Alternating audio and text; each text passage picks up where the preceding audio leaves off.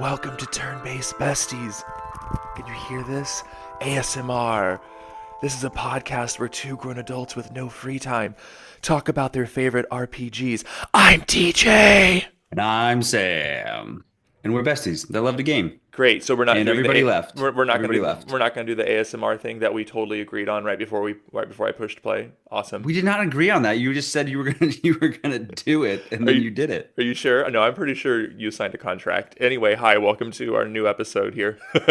I welcome to everybody who just left when DJ was in their ear.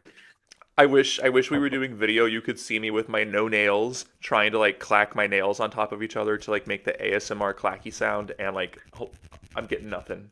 I think that's on you. I think you needed to do your nails for this What if I hold episode. on, I have a can here. That's pretty good. Yeah, welcome to Turn-Based Besties. Anyway, how have you been? Pretty good. Pretty good. I am on nights right now, so sleep is weird. We're recording this in the afternoon, but that's okay. Got to make it work, and we're making it work. Yeah, we are. And then little Kay is a little under the weather, and my father-in-law is helping out and taking care of her, so that's been very helpful. So I can sleep during the day and not taking care of a baby. Cool. Yeah, but also, so it was really kind of dry there for a while. And I think when the allergy season kind of started, this didn't help either. But Jay, the 3-year-old, started having a couple nosebleeds recently, and so the other day he had one, and it was just pouring out. So I rush up there and I get him and I'm trying to stop it. And at first he's really distressed and he's really upset, but then all of a sudden, like he's got the blood all over him. This is gross, by the way, so spoiler warning. He starts just licking it, and then he Ugh. goes, I like red, Dad." He's so gross. It was very gross and very weird, and just straight up just like that Simpsons meme with Ralph. And I so that was like red. Yeah, exactly. It yeah, was that one. literally that. So Is yeah, that so that's is that Millhouse? No, who is that in I think it's Simpsons? Ralph. Nice. Okay. Ralph. He's kind of the special guy. Cool. But yeah, anyway, what's up with you? I mean, I don't have kids eating blood that I know about in my Maybe studio, we're just so vampires. maybe we just are. I don't know. I've been traveling all over. I was just in LA last week, 2 weeks ago, and Oh then I yeah, was how did that for your special your like master class? That's what it's called. a master class. Yeah, I gave a lecture in a master class, and the week before then, I was in Missouri hanging out with you for a hot second, Hmm. doing some singing. So I've just been traveling all over the place. I finally have a moment to breathe before I go to Vermont in a couple weeks, and then to Oregon after that, and then to Montana after that, and then to Toronto after that. Just putting on all the frequent flyer miles. Seriously, and then we're going to Japan later this year too. So yeah, it's starting to become travel season, which is exciting, but a Tiring. little tiring, a little bit of stress, a little bit stressful. But Well, good. when I was in LA, I quick ordered the Lunar series. It was released that midnight, so like I got into LA at like 11 p.m. and I got to my Airbnb and I had like 5 minutes until it was midnight, and then I waited, and at midnight 01 I ordered my copy for PlayStation 4 and I got it. Nice, I got it the nice. very next day, and I stayed up for like 2 more hours, and then the Switch was finally released, and got that too. So by the time I got back to Seattle, 18 hours later, I had both of those copies waiting at my front door, which was pretty cool. I And gotta all say, those lunar scalpers didn't steal them off your front porch. they sure That's good. didn't. They sure That's didn't. good. Everyone else though got real. I think a lot of people got screwed out of getting a physical copy because they were bonkers with how they did that. Also, speaking of Amazon, though, I was Sam, gonna say, was anything else funny delivered to y'all's place? so the other night we were sitting down and we get an Amazon delivery and it's addressed to Max and DJ, and we're like, okay, no last name, just to Max and DJ. To folks who really know us, to folks who like really know us, like those are not our legal names either. So it's always interesting getting mail addressed to DJ or Max. And there was no return Good point. I address. never thought about that. Yeah. So no return address, and in the package were white baby shoes and a mouth harp. And if you're thinking, what do those two things have to do with each other? The answer would be Not a damn thing. They have nothing Nothing. to do with each other. So we were like, oh my God, are we getting scammed? Is this like a brush scam? Is this cursed? We were convinced maybe like we were gonna get You possessed, guys, but this is an example of all the horror movies you guys have watched having a negative impact on your ability to process the situation because it felt like ne- you were in the middle of a horror movie. negative impact. Are you kidding? We were prepared. I was gonna like pour a circle of salt around it. I was gonna throw it outside. You're burning the So sage. I was gonna burn more than that. I mean, seriously, like baby shoes and a mouth harp. That is a creepy combination. That's so weird. Anyway, it ended up coming from your wife because she clicked our address instead of yours. Were we the first? I didn't even know. You messaged me, and I was like, I have no idea. You guys are definitely cursed. And I did. Well, you didn't mention the mouth harp. I would have known the mouth harp situation.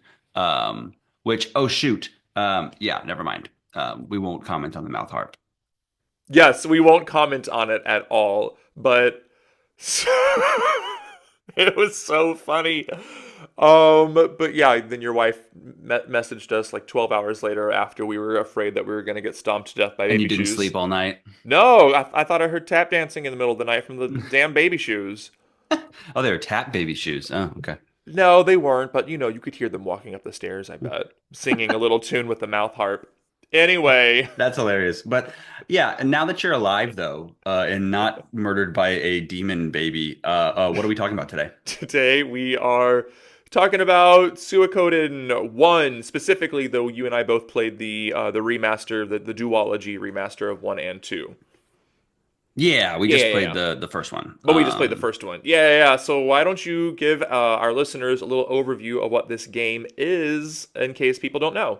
Yeah, absolutely. So this is a, classic JRPG, one of the, these two. I think two is the one that's more highly regarded, but I think long so, term. yeah. But a very well regarded series, and this is the beginnings of that series.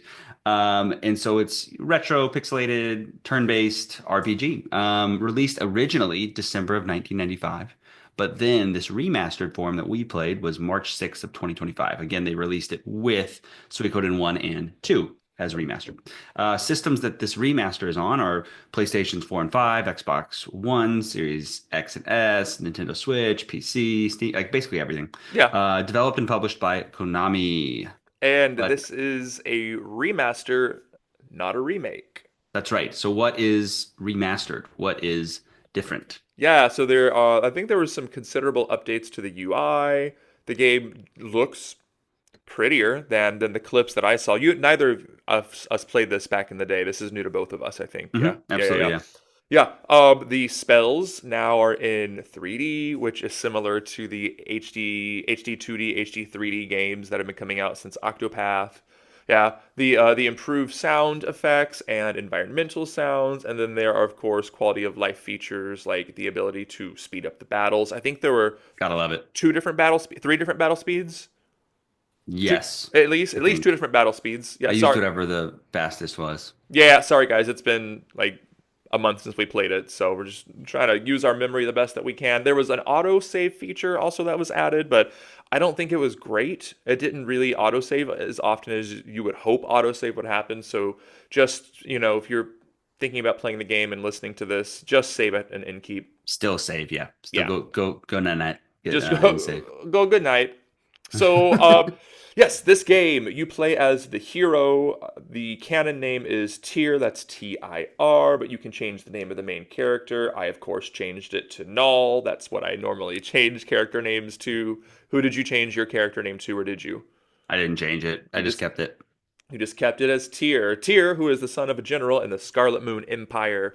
As you start working for the Empire's army, you begin to question like the goodness of the Empire and its leaders. Turns out they're not great. You eventually find yourself, right, as the leader of the Spoiler. rebellion. Sorry, spoiler alert. Yep, you are the leader of the rebellion, a faction of recruiting additional members in an effort to undermine and potentially overthrow the Empire. Yeah, so pretty I feel like it's pretty standard, story, but a lot of characters to meet, little bit of kind of twists and turns in there, and I found it intriguing. Yeah, yeah, I didn't hate it. Yeah.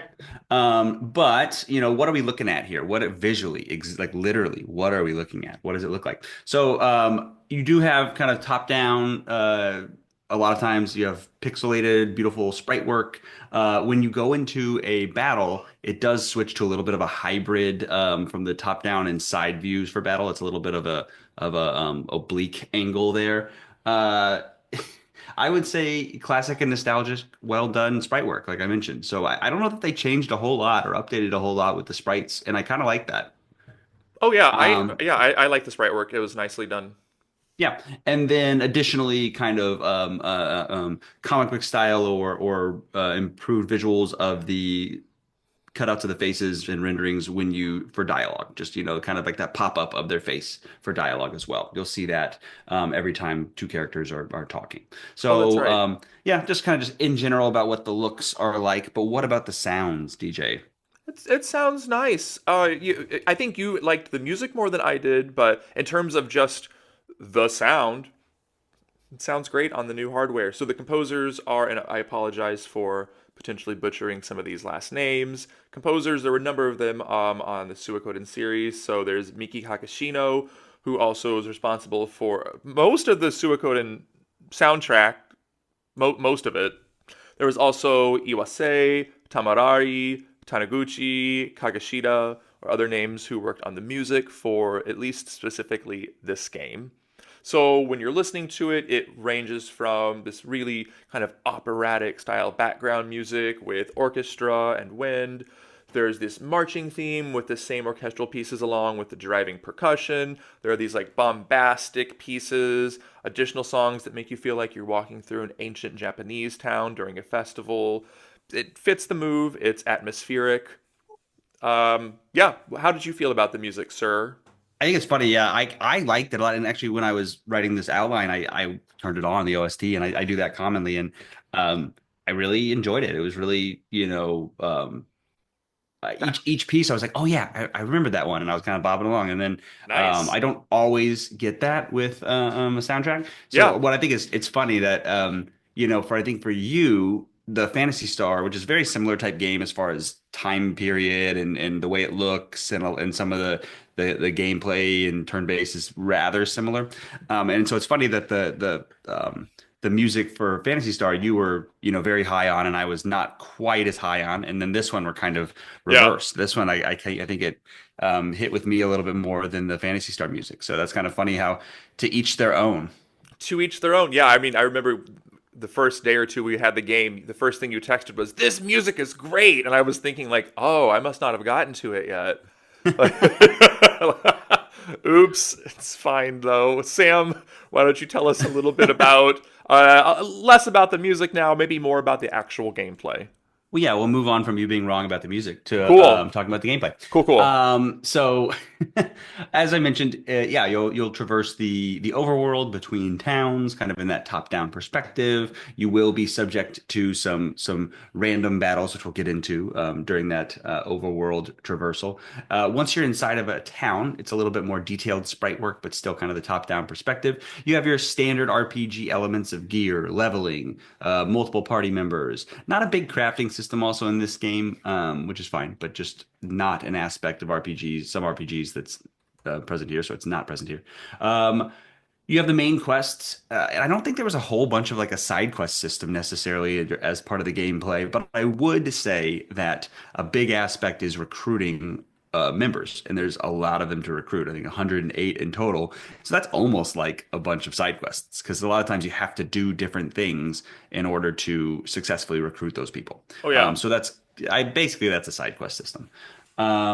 Let's see here. And then there's three different combat battle styles. There's going to be a main one, and then there's two kind of side ones, which I think is pretty unique. And I kind of liked it, even though the second two systems I'll go into are not really in depth. I kind of like it. And I'll tell you why. well, please Uh, do. but in general, so the first one is kind of your random battles, your boss battles. That is more standard turn-based, it's just classic what we're used to. You have up to six party members, so DJ is going to love it. Woo!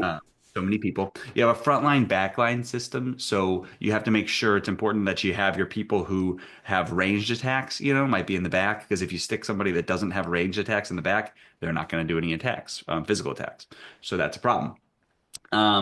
You have your physical attacks. Each character has their own weapon type. Like I said, they might have a ranged attack. They might have just a sword and just be more of a melee attack character. You'll have to level those up at a blacksmith. And as you traverse and meet more people, you'll meet different blacksmiths that can actually upgrade your weapons to higher and higher levels so that they do more and more damage, which is kind of a cool mechanic. Yeah. And it's really important to do that, by the way. You got to keep leveling up your weapons or they won't do much damage. So you want to do that.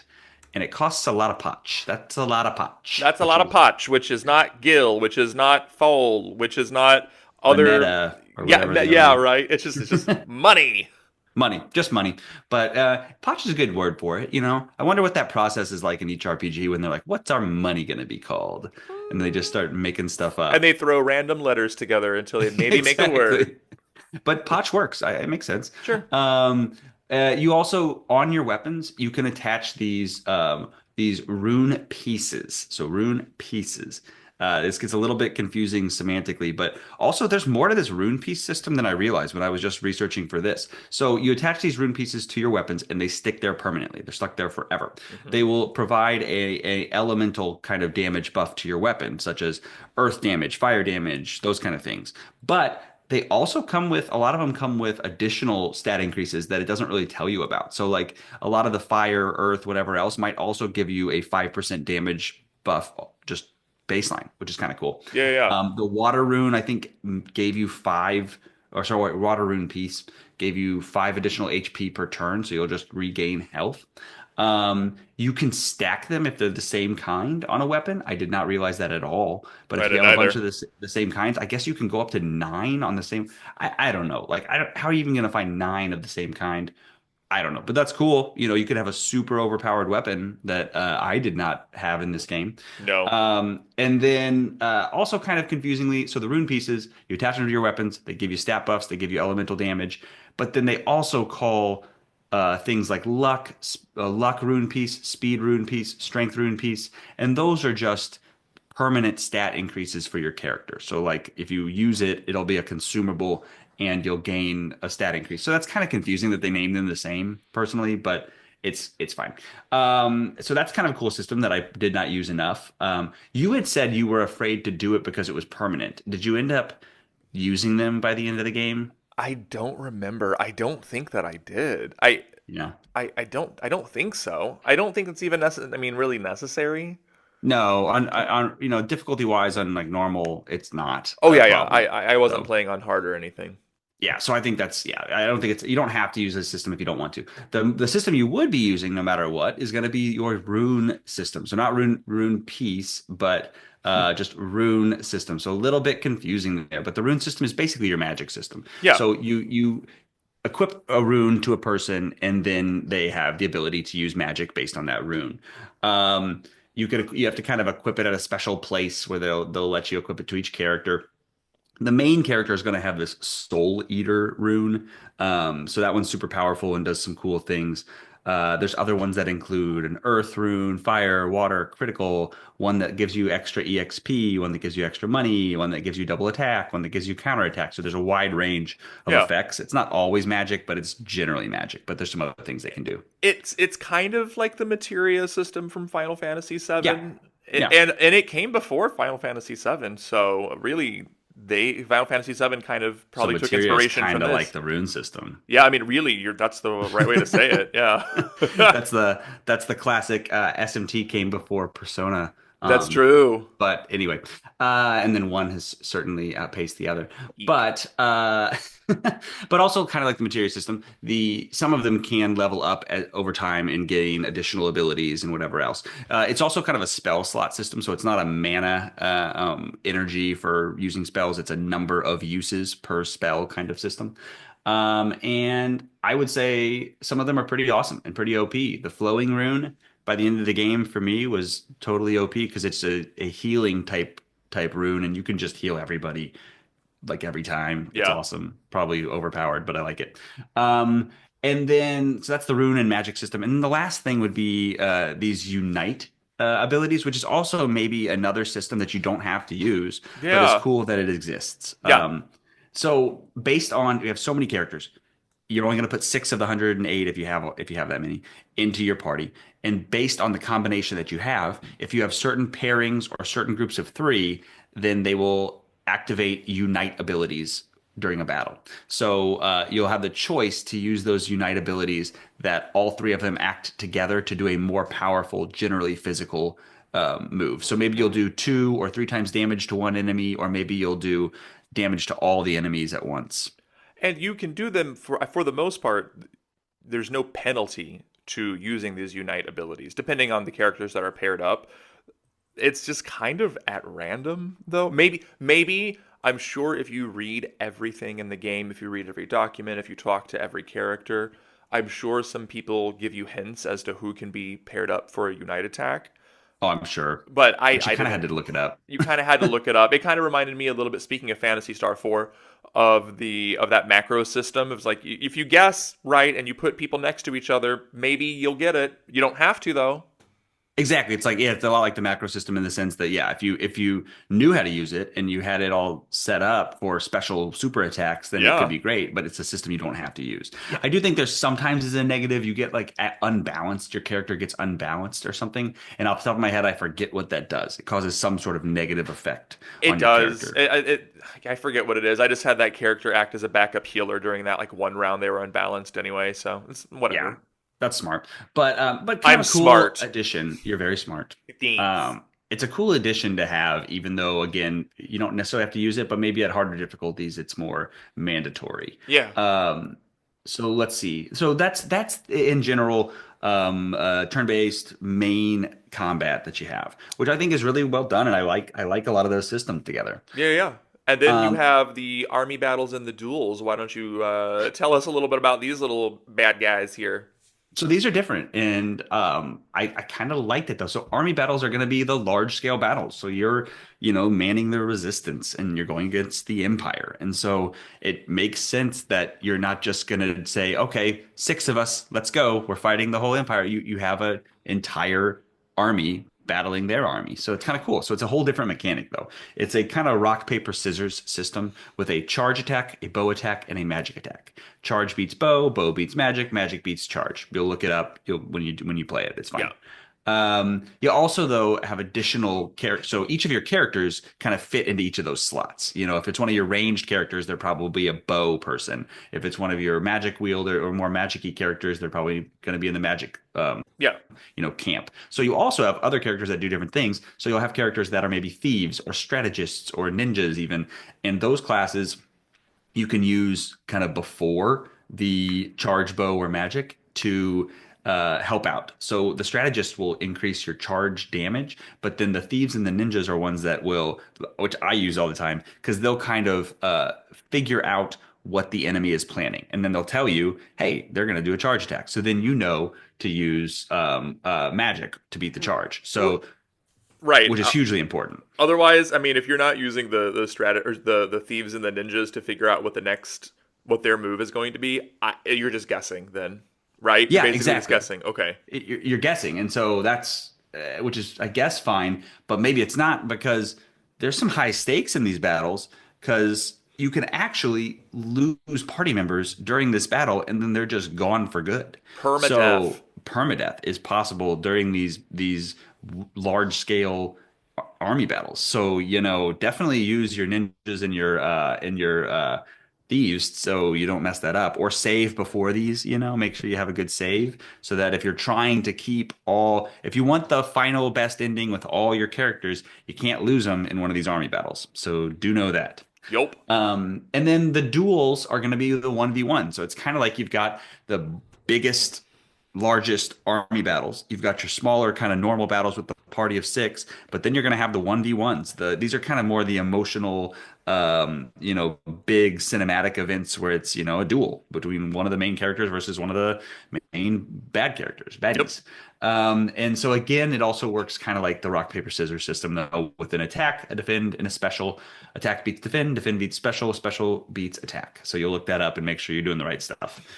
I definitely did not at one point and lost because of it, Oops. because I forgot the order of that. Yep, oopsie.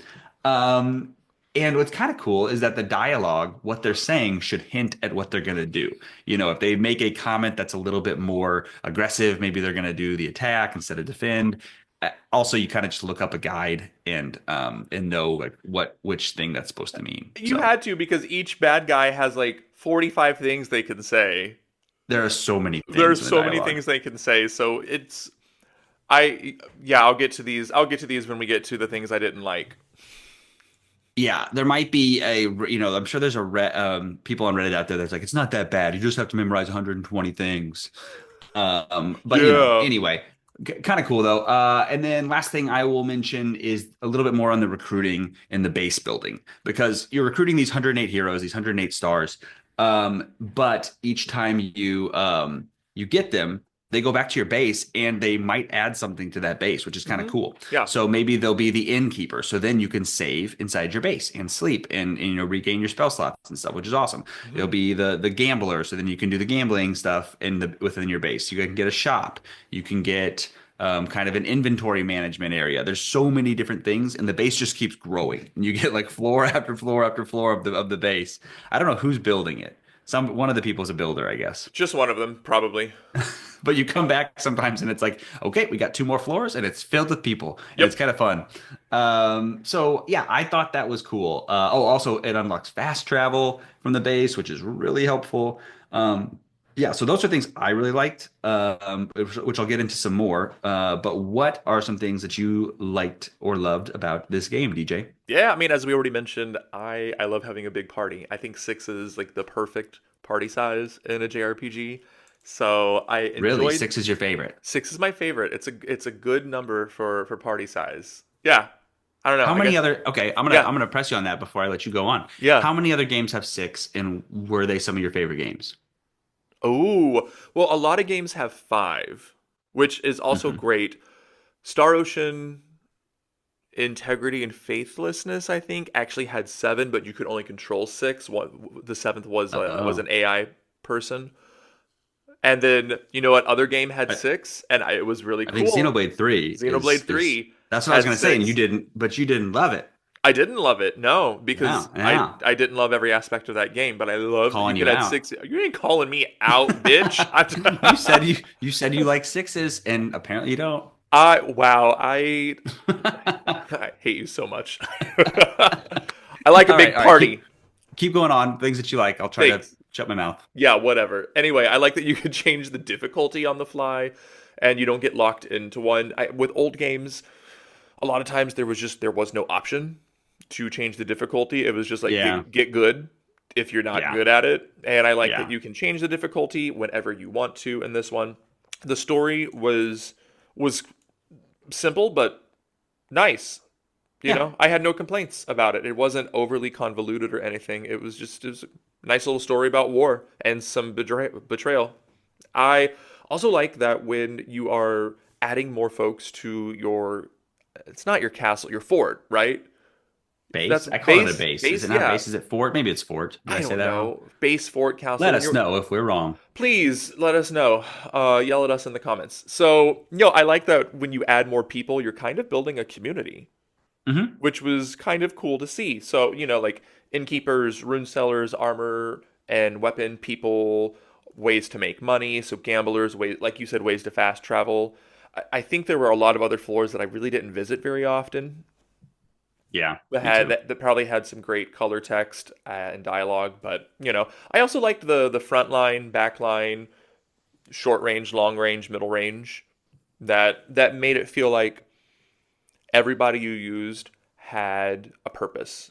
Even though, like you, I think I only used like 10 or 12 people, really, honestly. Yeah, But every person I did use, I found a reason to use them because, I had to use them in long range, or You I needed a back, yeah, a yeah, backliner. yeah. So I liked the intentionality of each of the characters, even though I only ended up using, I think, maybe 12 of them. Yeah, I do think yeah, each one has their place, even if it didn't jive with what you wanted. Yeah. Yeah, Yeah. So many different combinations of like that perfect party, I'm sure. No one has the same one. true. What about you? What did you like about the game? Yeah, I liked a lot about it. This one really was fun for me. So yeah, pretty simple, easy to follow, but intriguing story. The combat was rather deep. We mentioned those systems that you could or couldn't use if you didn't want, if you did or did not want to, which was fun. I thought that there was plenty of customizability between which rune does each person have, which rune piece on their equipment, making sure you upgrade all of their equipment. Do you use the right combination to have unite attacks? I did actually try to use that system when I could. And then, yeah, 108 different characters with different weapons that you could do pretty much an infinite combinations there, Yeah. which is cool. Let's see here. I like the kind of this is almost quality of life like, but the level scaling for the characters too. So it was nice that if you did have a new character and they were under leveled, they would level up really fast, Yeah. to catch up to everybody else, which was nice. You didn't have to grind a whole long time if you decided you wanted to use somebody new, which I really appreciated. Other quality of life things like speeding up the battles, which is new in this remaster, was awesome. Mm-hmm. I liked the music because I'm correct and I know much more about music than DJ. Awesome. Yes, Great. it's not like it's his career and job. That's Um, fine. I also, yeah, I like the six party members. That was cool. Like I mentioned, it allows for a lot of customizability of what your group looks like. And then in theory, I like the collecting of the 108 characters. That seems cool to me. Yeah. It did make it feel more impactful. Every person you talked to, in a town, it's like, oh, I need to listen to what they're saying. Could I recruit them? Is it somebody that could be part of my army? So it didn't feel like it was just a throwaway conversation. Each person you talk to, it could be a recruitable party member, Yeah. and that Yeah. felt that added weight to every interaction, which I liked. Um, yeah, I, I'll get I into, I guess, the negatives later, but go ahead. real quick though, tangent, the 108 characters, it's based on a true story. I don't think it's the right word to say, but it's based on stories from a Chinese novel.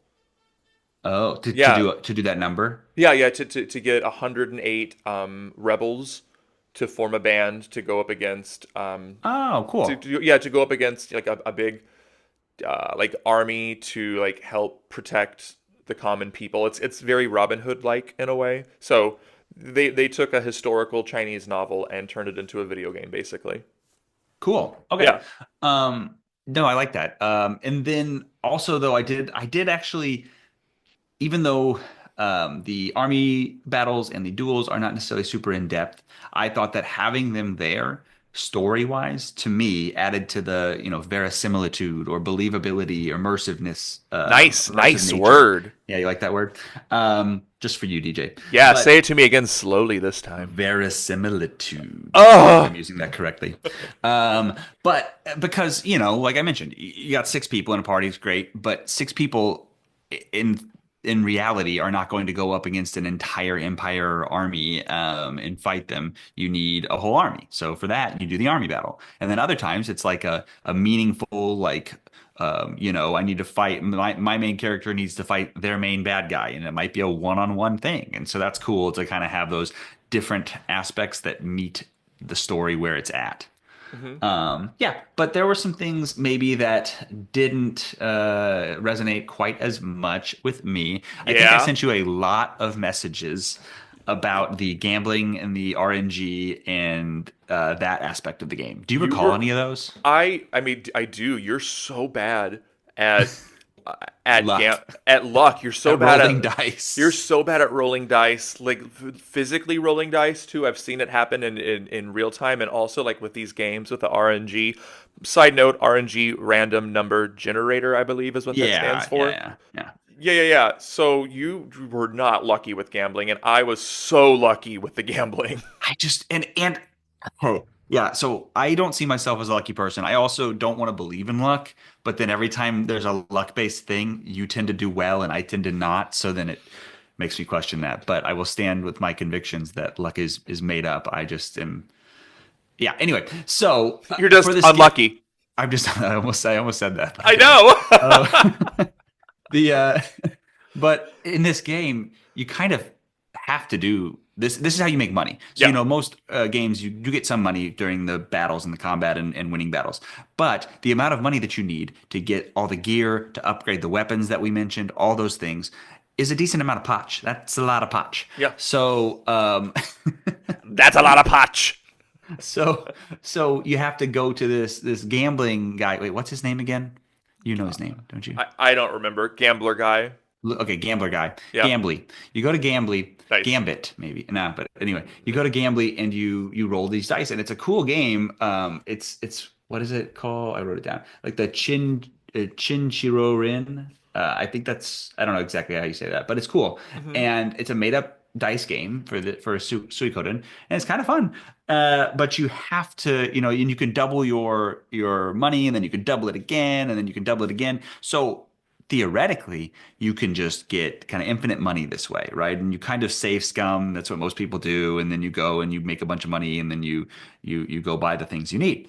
Um, the number of times I would just go down to zero and have to reload a save was just countless. No. So do you know how I Countless. did it? I would do it and I would bet and I would win and then I would bet my winnings and then maybe I would bet my winnings one more time Uh-huh. and that's as much as I would do. Yeah, I wouldn't do more than three, but Yeah. I just would never win three in a row without losing. Oh, man, you get good then.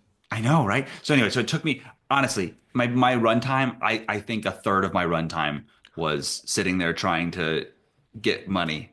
That Um, sucks.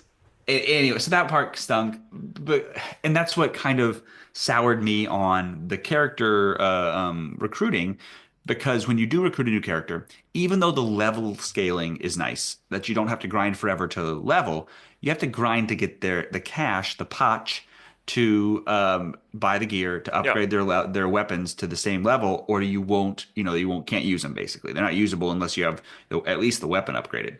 And so I would, if I wanted to use a new character, that would meant more of the dice game, which was frustrating to me. So I decided to stop trying to recruit all the characters about that time. So I Yeah. know you got all the characters, but that was the main hindrance for me and one of my biggest gripes with the game. Let's see. Otherwise, the inventory system, these older games, I Boo. know. These older games, they all have this inventory. Just give me a general inventory that I can equip from on any character and take and give from, and it's so much easier.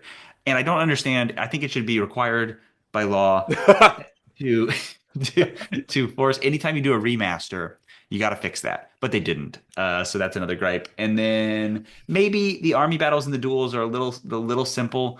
I guess that's a negative aspect of the game, but at the same time, if there were three really in-depth combat systems that I had to know, I'd probably be complaining that there were too many in-depth combat systems. Oh, sure. So yeah, I don't think that's a real issue. But what do you have issues with in Suikoden 1, DJ? I don't have actual issues with the army battles or duels, but it seemed like if you don't have a guide, it seems a little random to win either the Yeah. army battles or the duels. And maybe that's the point, That would be frustrating. I didn't lose an army battle, but think if you lost one or you lost a character during one of those, that'd be super frustrating. especially if you hadn't saved for a while. Yes. Yeah, so I like the concept behind them though. And Yeah. it was a nice moment to breathe between the typical battles. Yeah, Yeah. it gave it just such a different flavor, just a change of pace. Yeah, yeah, yeah. So not a real complaint. Another not real complaint is the music. Like the music was totally fine. It didn't really stick in my ear. Like it wasn't an earworm. It was never an earworm for Fair. me. You know? Fair. But it was pretty. The inventory system, so dumb. Come on, guys. Just like I can understand if you have a party of four or five or six and that's it, like in Yeah. the entire game. It still is overly cumbersome when some old games did this. Not every old game, but when some old games gave each character their own inventory system. Hmm. Cumbersome, but like you can get by. With 108 people, each of them having their own inventory system, Oh my that gosh. is cruel and unusual punishment. Like, Yep. fix it, update it, fix it, make it better. So dumb. Come on, just update it again. Yeah, there's no way that you're ever going to use all 108 characters, and many of them started to feel a little like padding in a way. Sure. I don't know. I my Yeah, I don't know. Like I said, I only used a handful of them. Maybe I should have leveled up everybody to like level 20 or something so I really got a good feel. But, that's not how we play games. I'm sure that's not how anybody does it. We get a good feel for the people we like. A lot of battles are also restricted to who you can take anyway. Hmm.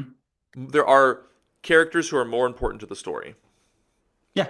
And they are stuck in your party for a significant portion of the game. Not stuck because they're great characters, but they're in your party for a significant portion of the game. So while you have a party of 6, you really only have flexibility of maybe 3 or 4 every once in a while. Exactly. Yeah, Yeah, that's true. That's yeah, true.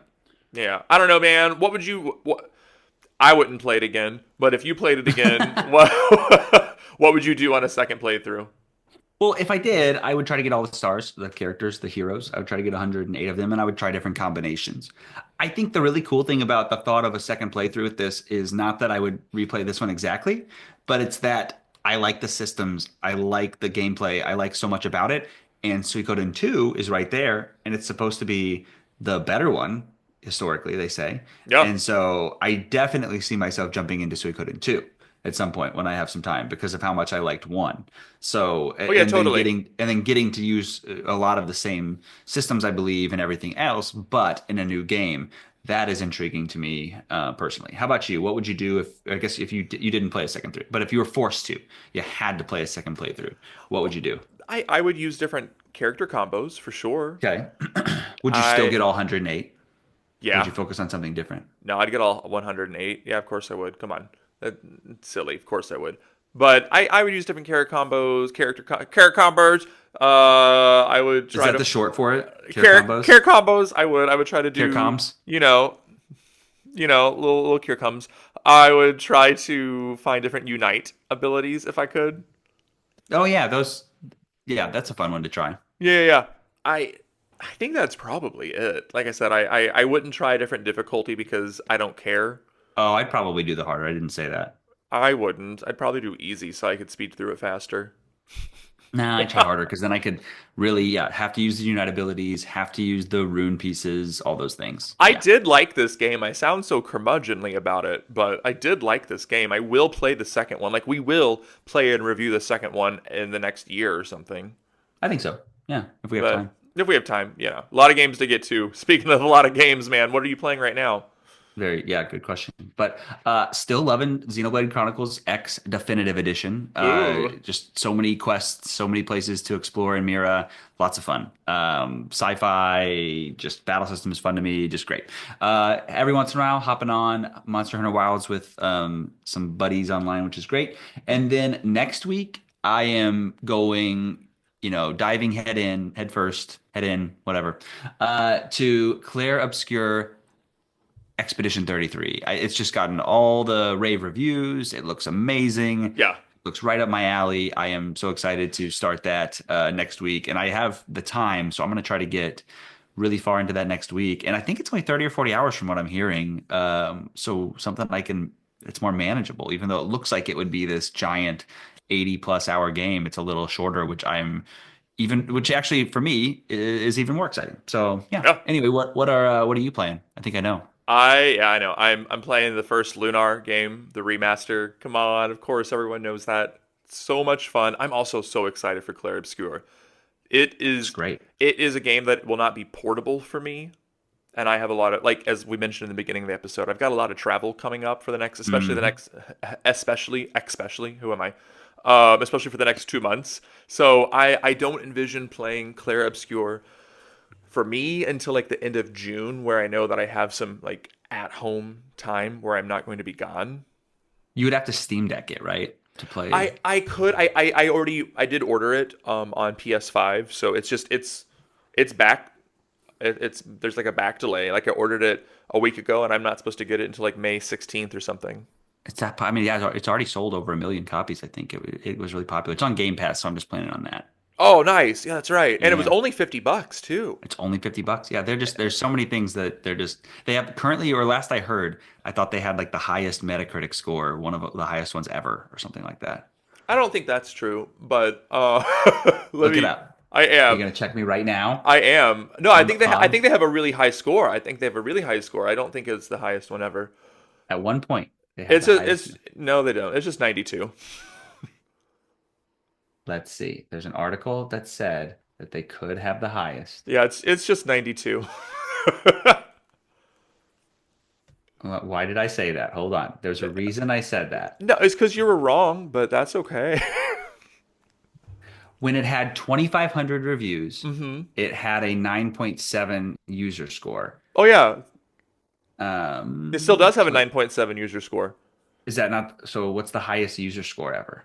I don't know. Let's see.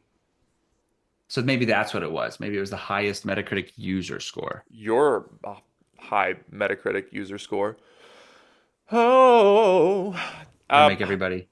Uh, right now, Claire Obscura boasts the Metascore of 92 and an astounding 9.7 user score. I think is that the highest one?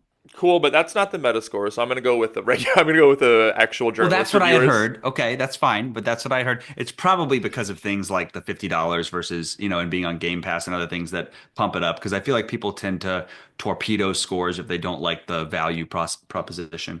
Oh yeah, what is that called? Um, Like hate reviewing or something? I don't know. but I think it's a for especially for a new studio, Oh smaller yeah, studio.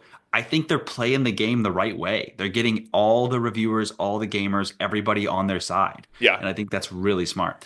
But anyway, sorry. Now that yeah. I'm right about that score, Wow, cool. Anyway, good to see you. Bye. And anyway, if you want to hear Sam sass me some more, you can find us you know at you do. yeah, sure, whatever. You can find us at Turn-Based Besties on Instagram. You can listen to us on Spotify, Apple Music, iHeartRadio, Pocket Cast, Overcast, YouTube Music, so many other places. Go to all of those places and subscribe to us right now. Pause this. We'll wait for you. Great. Are you back? Thanks for subscribing to all of That was those long right enough. now. I think so. Go to our socials. Let us know what you think about the Suikoden remasters and why we should play Suikoden 2 as well. Or email us comments and questions at turnbasedbesties@gmail.com. People actually email us. So, send us an email. We will actually respond to you. I promise. We will be back soon-ish to cover something. We're trying to do 2 episodes a month this year, and I think we're Are, gonna even start doing specific release dates pretty soon. So you just get ready for an even more organized and structured and fun turn-based besties. that's right. That's right. Next episode will either be the You Convinced Me Final Fantasy VIII or the ranking episode. We're thinking ranking top villains of RPGs. Ooh, yeah. So it'll be honestly, those will be the 2 next episodes. We just don't know which order it will be. Tune in to find out which order it will be. Yeah, how exciting. You won't know until you won't know until probably we know. So it's just so you know. Anyway, Samuel, I love going on new adventures with you every single day at Turn-Based Besties. Oh, thanks. But like we say, when everything in the world points right, maybe go left and see what you find. Because I'm Sam. And I'm ASMR DJ. And this has been another episode of Turn-Based Besties. Bye. Bye.